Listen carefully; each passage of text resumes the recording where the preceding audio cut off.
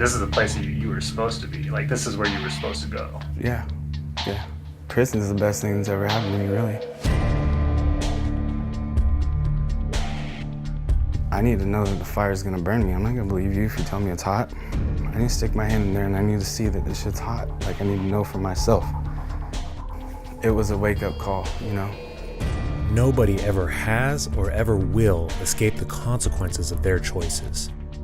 For Malik Abdul-Haqq, his choices would lead him to a place that would change his life forever. Prison was his figurative slap in the face, but it's where his fitness journey would begin. A journey that would eventually take him to the doorstep of CrossFit. This is the story of Malik Abdul-Haqq, the specialist.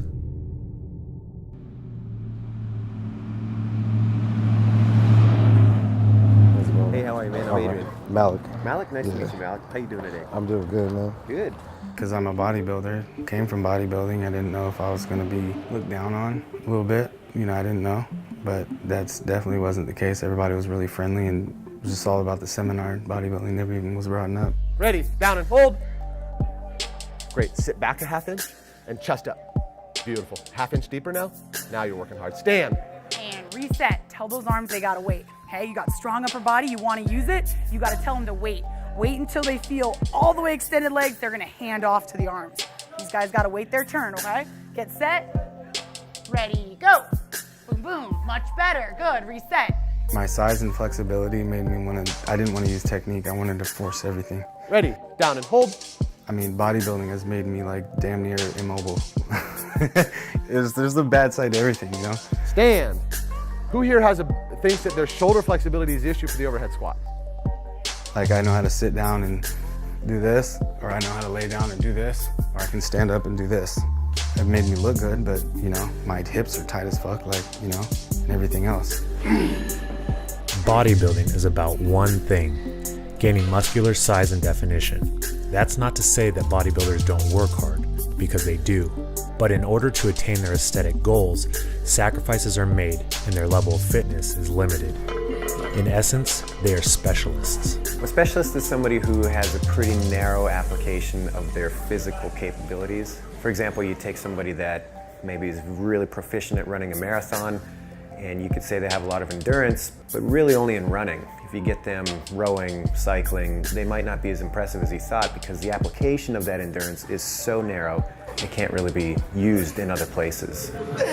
I mean, I always use the word just to be an all-around badass. Like, I just love that. Just being good at everything. I don't like just being limited to one thing. So fitness is kind of this adaptive activity that generally leads itself to other activities. Our specialty is not specializing. We are generalists by nature. What I'm going to talk to you about is what is fitness and our definition. It should be fairly clear that the fitness that CrossFit advocates and develops is deliberately broad, general, and inclusive. Combat, survival, many sports, and life reward this kind of fitness, and on average, punish the specialist. Yeah, whatever I do, like, I don't know, I've always been this way. If I choose to do something, I kind of obsess over it.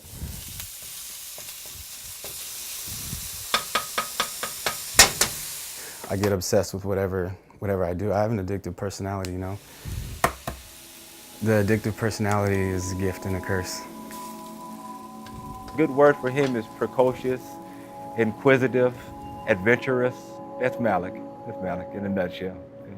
This is Malik's father, David.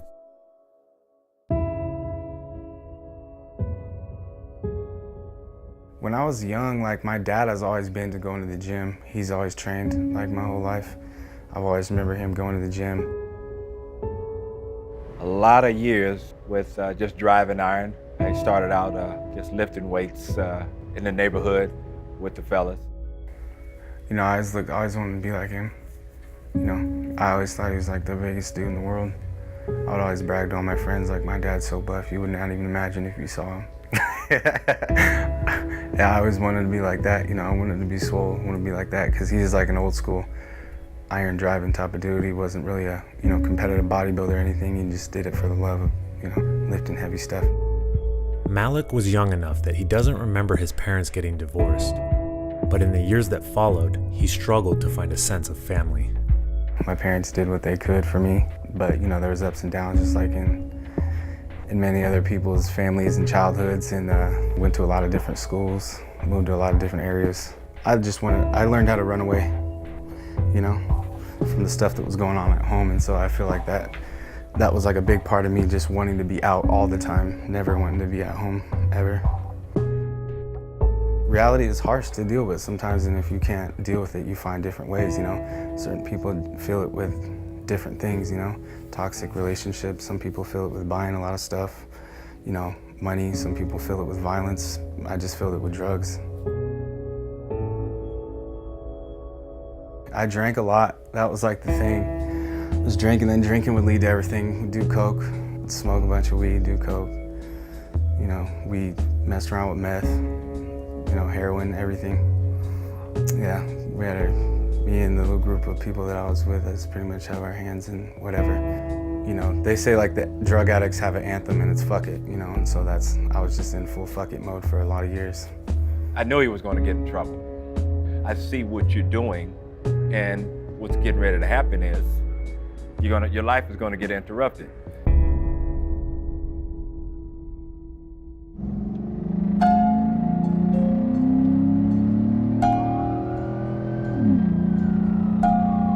So you're handcuffed. You're fucked. Like, Yeah. What's going through your mind at that point? I called my girlfriend at the time, and I told her that the cops were behind us, that I was in a high speed and it was at an end, and she knew what I left the house with that day. I never went anywhere without my tools, which was the guns and the drugs. And so all she had got was the phone call, hey, they're behind me and it's over. Then I had to hang up. Malik was charged with being a felon in possession of a firearm and was sentenced to 3 years in a state prison. He would do his time at Duell Vocational Institution in Tracy, California, a place once known as Gladiator School. Before serving out his term, Malik received some fatherly advice. Look, you did what you did, and now you got to do your time. You got to live here, okay? This is how you're going to live here. You're going to die on your feet, not on your knees. You're going to embody this information, these books that I'm about to give you, and you're going to feed your brain, and you're going to exercise every day, every motherfucking day. That's what you're going to do. Look at me. This is the life you chose. This is what you chose. This is how you got to live it. You're living amongst terminators and predators up in here. You don't take any shit off anybody. See these people that work here, these guards, you give them their respect. If you got to go to lockup for something you're doing here, you welcome lockup with open arms. Don't let them see you worry about getting locked up while you're locked up. This is the life you chose.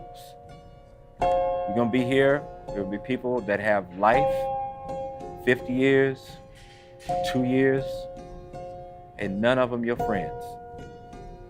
This is the life you chose. I love you. I'm going to be here for you. I'm going to answer the phone when you call. But this is the life you chose, man. And you're blessed right now because you got me and you got a date that you're going to come home. So I'm going to have to leave here in a few minutes, man. I already told you how you got to walk this walk. You can go there and you can sit on your bunk and in your cell and you can watch TV and you can hustle joints and smoke weed and, do your whole time blindly. But I, associated with people who have been in there for like 30 years, 40 years, 35 years, 27 years. Been in there since they're 14 and they're 40 years old. They gave me a lot of good information and a lot of life advice. I was in there like, I with the attitude like, I kept it real, blah, blah, blah. I'm just doing this time for whatever and I had one dude that said, I've been here for 32 years because I kept it real, And he said, I'm never going home. like, I'm never going home. And that was like a wake-up call for me for keeping it real. Malik would heed his father's advice, staying out of trouble and working out every single day. So I would take a deck of cards, 52 cards, and I would just set it on the ground and I'd flip one card and do 20 push-ups. I'd walk to one side of my cell and then walk to the other and flip another card and then do 20 more push-ups. I did that till the deck is gone. It was 1,000 push-ups. They would open up for yard and I would go out to yard, and that's when I would do all my bar work. I do 40 sets of pull-ups. I do 10 sets wide overhand. I do 10 sets close grip like this. Then I would do 10 sets of 10 underhand like this, and then I would do 10 sets like this, and then it would equal 40 sets. And so we would go back in our cells and blah, blah, blah throughout the day. Then when they opened up for night yard, I would go out there and do a lot of plyometric stuff.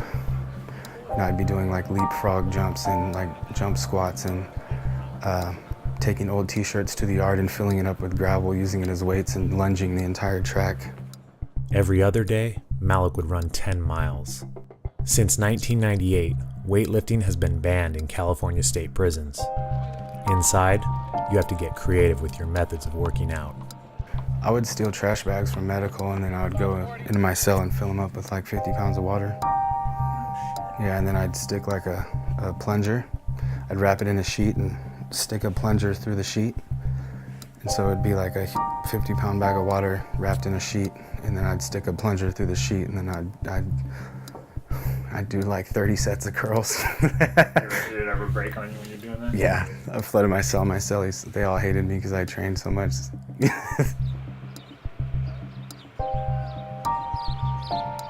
It's all about consistency, because you do the same thing every day. No matter what, you eat the same thing every day. You train the same time, you train the same way. And the intensity is, out here you have lazy days at the gym. I'm just, whatever today. In there, it's balls to the walls every day. It got me through. No, that's like that's what got me through there. Like, if I couldn't work out, I don't know what would have went down. That's what got me through it all. 5, there it is, perfect. That was perfect. The weight on the heels, hips all the way back. 6, nice. When did he start talking about the potential career path that he's on now with being a personal trainer? Before he came home, I stressed to him that you need to learn the routines, learn them like it's the back of your hand, man. And people will pay you, and pay you well, okay, to show them how to do what you do well. Ironically enough, he came in and he started doing this calisthenics work here. He got a lot of people's attention. The gym owner urged him to get his certification. He got his certification, he got his insurance, and he started getting his own clients. He walked down the street, talked to people, and used his personality to get his own clients. He's a go-getter. As soon as I got out, I didn't have any clients or any like real social skills or anything, but I went and made like some business cards. It just had my name on it, and I would go over to Lake Merritt over here in Oakland, and I would just talk to people.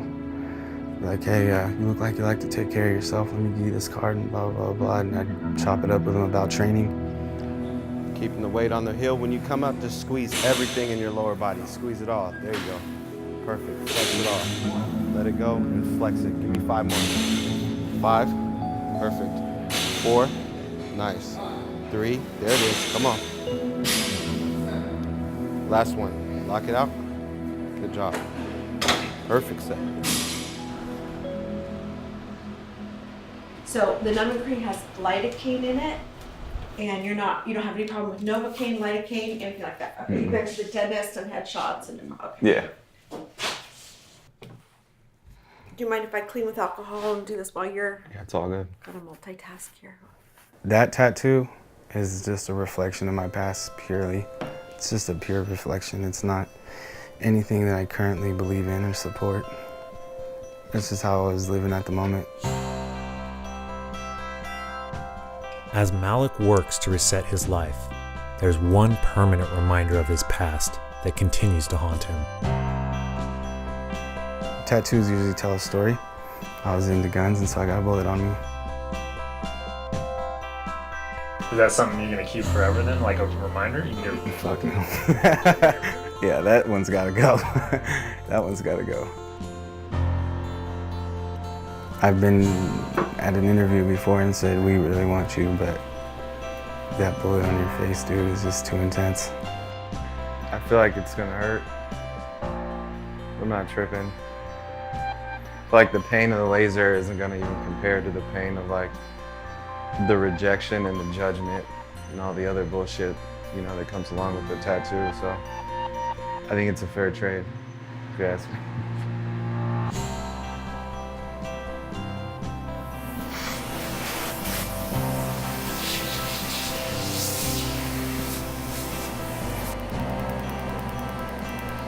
Doing okay? Yeah.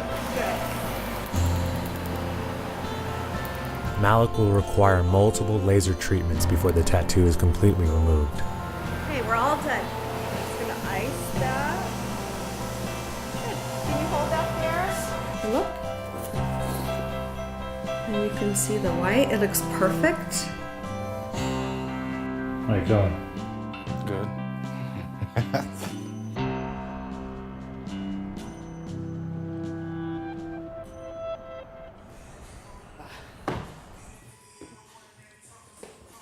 All right, make sure you're ready to pick up the bar. 20 front squats. So be smart with this. Remember, after this, you've got front rack lunges and power cleans.